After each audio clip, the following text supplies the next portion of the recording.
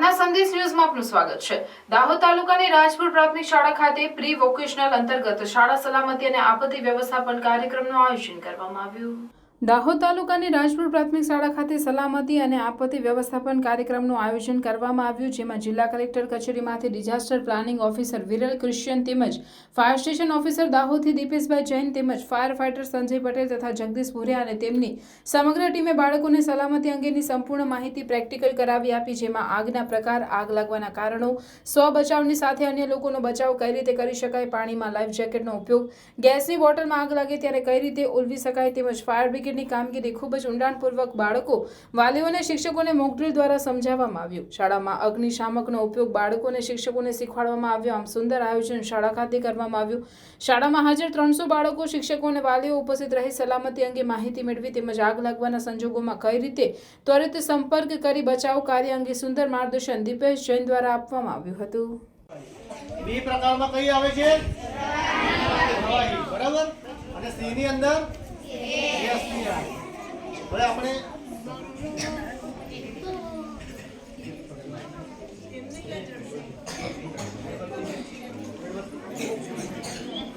મીણબત્તી મંગાવો, પેલું હિટલા શું કહેવાય? ફરીથી બોલો।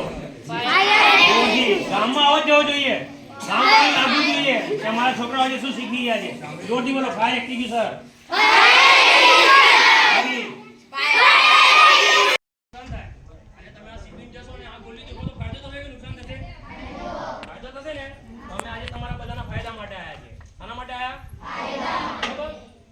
શીખવાડે છે બરાબર, જેટલું બી શીખવા પડે બરાબર।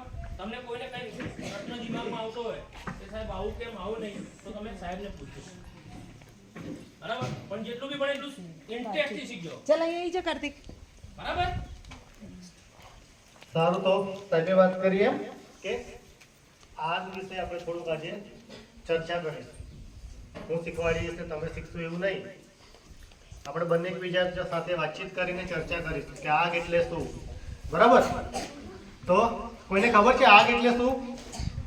આગ કોને કહેવાય? देखो मैं शुरू કરીને પહેલા કીધું કે આપણે મોજ બરાબર દેખી લો, બધા દેખો છો, જાતે જાતે જ કર દે ને। દેખો આ એને ઓક્સિજન મળતું હતું એટલા માટે ઓલવાઈ ના, કેમ ના ઓલવાઈ? હવે આ ઓક્સિજન મળતું એને તો જુઓ, સળગી શકે તેવો પદાર્થ, ઘન પદાર્થ, અને આપણે હવામાંના ઓક્સિજનનો ઉપયોગ કરીને એને ગરમી આપી તો આગ લાગી, ફાયર ટ્રાયેંગલ બન્યું, બરાબર। હવે હું આની ઉપર આ ગ્લાસ ઢાંકી દઉં છું આ રીતે, તો શું થાય છે? સળગે છે ને, સળગે છે, કઈ ઓલવાઈ ગયું? દેખો જુઓ, નહીં, કોઈ દિવસ નહીં જવાનું, આવડતું હોય તો પણ નહીં જવાનું।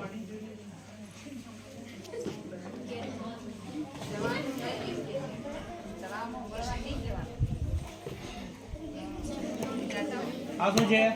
આ દેખો, આ શું છે? Ring, body ring. આનો શું ઉપયોગ થાય?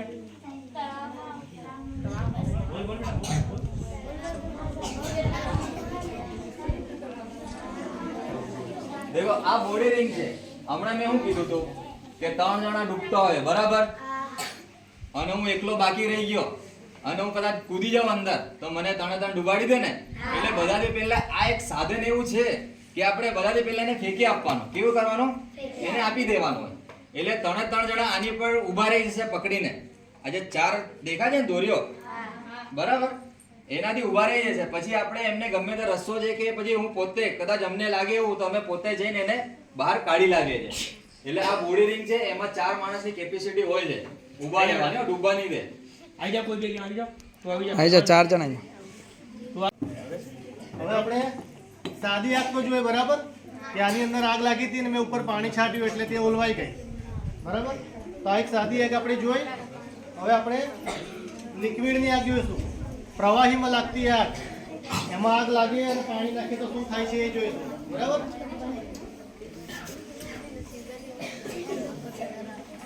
જુઓ, આ ગ્લાસની અંદર આપણે પેટ્રોલ લીધું છે, બધાને દેખાય છે? લીધું છે, પ્રવાહીમાં લાગતી આગ છે, એમાં પાણી નાખીએ તો શું થાય? જુઓ, શું થાય?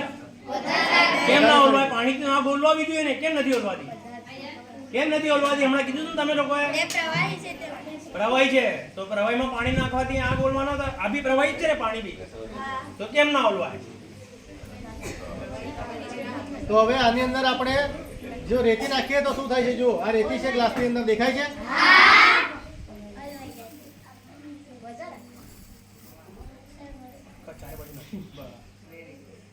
પ્રાર્થના સંદેશ ન્યૂઝની તમામ લેટેસ્ટ અપડેટ્સ માટે ચેનલને હમણાં જ લાઇક, શેર અને સબસ્ક્રાઇબ કરો.